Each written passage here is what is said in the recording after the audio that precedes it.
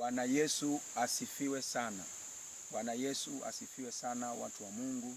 Tazama, ni siku nyingine tena ya tarehe 12 ya mwezi wa 3 ya mwaka 2026. Siku ya leo, hii siku ambayo ni siku ya Alhamis, imempendeza Mungu. Tutaanza kujifunza somo jipya ambalo linahusiana na mambo ya wokovu. Hivyo watu wa Mungu, kabla hatujaenda kulianza hilo somo hilo, litachukua siku kadhaa.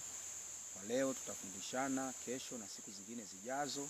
Karibuni sana kwa kunifuatilia katika somo hili linalohusu wokovu.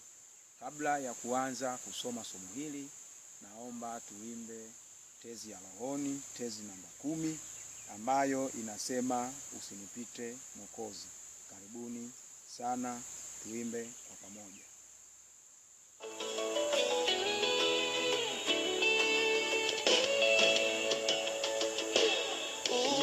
Usinipite Mwokozi,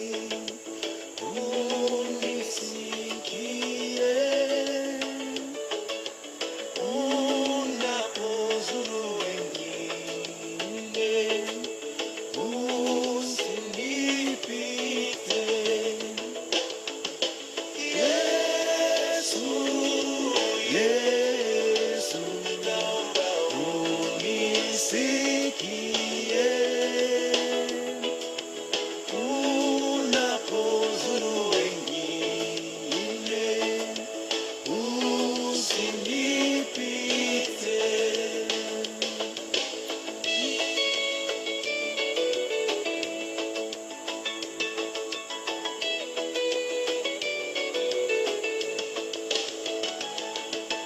Kiti chako cha rehema nakitazama,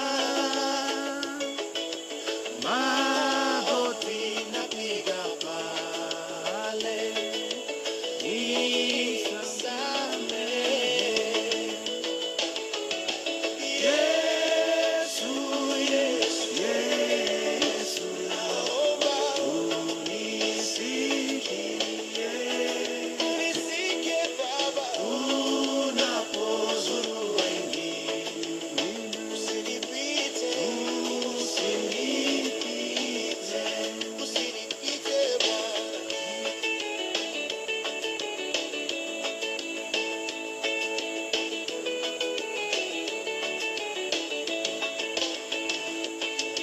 Sina ya kutegemea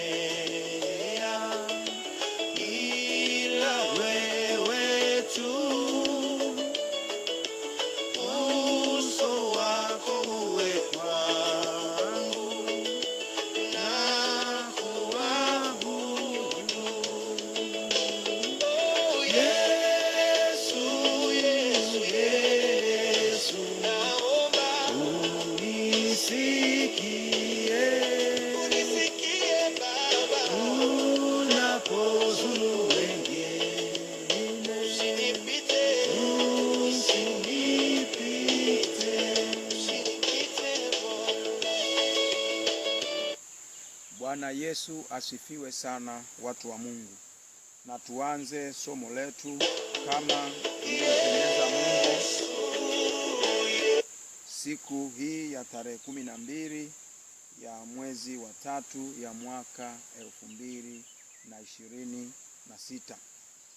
Kama nilivyosema awali, somo letu la leo litakuwa linahusiana na mambo ya wokovu. Watu wa Mungu, tuone nini maana ya wokovu. Tujifunze zaidi na tuweze kutambua wokovu maana yake nini.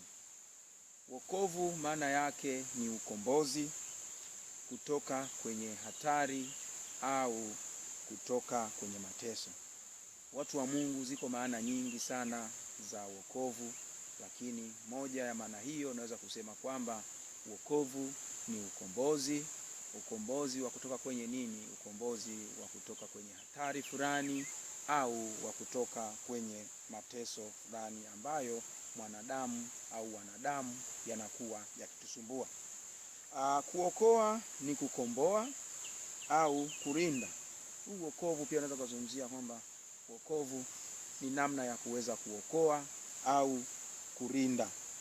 Neno wokovu hubeba wazo au hubeba mawazo mbalimbali. Neno wokovu linabeba wazo au mawazo mbalimbali, na miongoni mwa mawazo hayo, watu wa Mungu, inaweza ikawa ni ushindi. Wokovu unaweza kubeba ushindi. Lakini pia watu wa Mungu, wokovu unaweza kubeba afya. Lakini pia watu wa Mungu, wokovu unaweza kubeba kuhifadhi.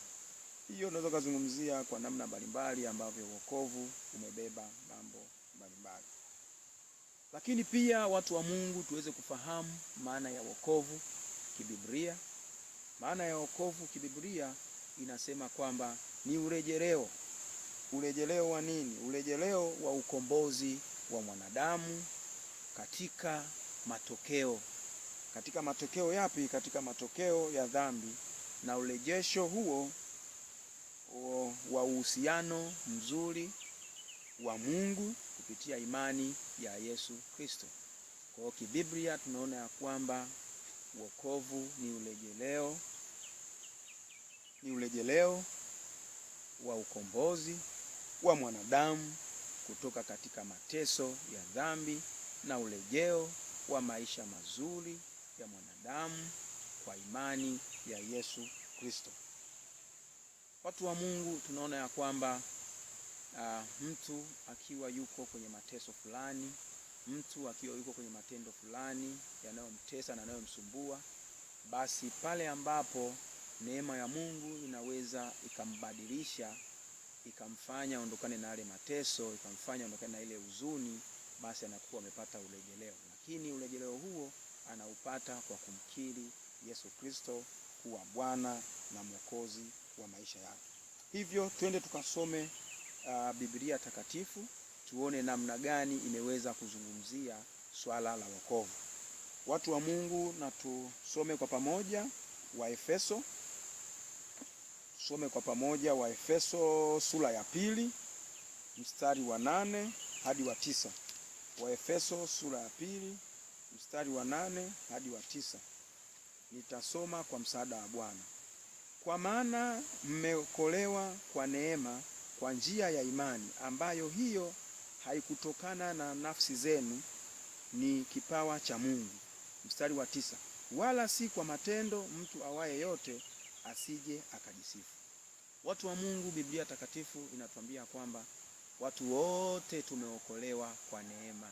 Neema tu pekee ya Yesu Kristo kufa pale msalabani kwa ondoleo la dhambi zetu, tulipata nafasi ya kuokolewa.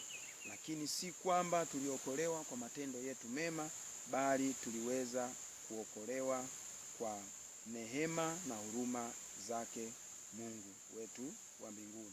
Wala Biblia inatuambia kwamba asiwepo mtu yoyote wa kujisifu kwamba yeye ameokolewa kwa kuwa alifanya mambo haya na yale. Lakini tunaangalia kwamba alifanya mambo gani ili yeye Mungu ampe wokovu. Wokovu Mwenyezi Mungu anampa kwa neema tu. Hivyo asitokee mtu yoyote, watu wa Mungu, akajisifu kwamba yeye ameokolewa kwa sababu ya matendo fulani, bali tumeokolewa ni kwa neema tu. Lakini pia watu wa Mungu, tukasome kitabu kingine kinazungumzia wokovu. Kitabu hicho kinapatikana katika Injili kama ilivyoandikwa na Yohana Mtakatifu. Yohana Mtakatifu sura ya 3 mstari wa 16. Yohana Mtakatifu sura ya 3 mstari wa 16. Nao unasema, kwa maana jinsi hii Mungu aliupenda ulimwengu hata akamtoa mwanaye wa pekee, ili kila mtu amwaminie asipotee, bali awe na uzima wa milele. Narudia tena, kwa maana jinsi hii Mungu aliupenda ulimwengu hata akamtoa mwana wake wa pekee, ili kila mtu amwaminie asipotee, bali awe na uzima wa milele. Pia tunaona Injili kama ilivyoandikwa na Yohana Mtakatifu inatuambia kwanza kuona kwamba Mungu alitupa upendo wa ajabu sana, na upendo huu aliotupa Mungu alitupa kwa ajili ya kutuokoa sisi wanadamu, kwa kuwa tulipoteza mahusiano mazuri na Mungu. Kwa sababu hapo awali tulikuwa tunaweza kuwasiliana na Mungu moja kwa moja. Lakini baada ya dhambi iliyotendeka na Adam pale bustani ya Eden, basi mawasiliano yetu yalikuwa ni magumu. Lakini Mungu alipoona wanadamu ya kwamba tupo kwenye mateso mbalimbali, wanadamu bado tunahitaji uhusiano mzuri na yeye, basi ndipo Biblia inasema katika Injili ya Yohana Mtakatifu kwamba kwa maana jinsi hii Mungu aliupenda ulimwengu. Alipoupenda ulimwengu, lakini akatoa mwana wake wa pekee. Mwana wake wa pekee nani? Yesu Kristo. Kwa ajili ya nini? Kwa ajili ya kwamba kila mtu amwaminie asipotee, bali awe na uzima wa milele. Maana yake ni kwamba tunaokolewa na tunasamehewa dhambi kwa kupitia kiunganishi cha Yesu Kristo. Tunamwomba yeye ili yeye aweze kutupelekea kwa Baba ili tuweze kusamehewa. Hivyo tunatakaswa na kusamehewa dhambi zetu kwa kupitia Yesu Kristo, mwana wake wa pekee, ambaye ndiyo alitupa sisi kama Bwana na Mwokozi wetu. Hivyo watu wa Mungu, hata sisi watu wa leo, inatakiwa tumpokee Yesu Kristo kuwa Bwana na Mwokozi wetu, ili kwa kumwamini yeye tusiweze kupotea, pia tuwe na uzima wa milele. Lakini pia tunaendelea na somo la wokovu. Tunaendelea na somo letu la wokovu. Hivyo watu wa Mungu, naomba kwa siku ya leo tuweze kuishia hapa, lakini tutaendelea nalo kesho. Tutaendelea na kitu kinachosema tunaokolewa kutoka kwenye nini. Hivyo niwashukuru sana na karibuni sana siku ya kesho kwa ajili ya kunifuatilia. Asanteni sana na Mungu awabariki.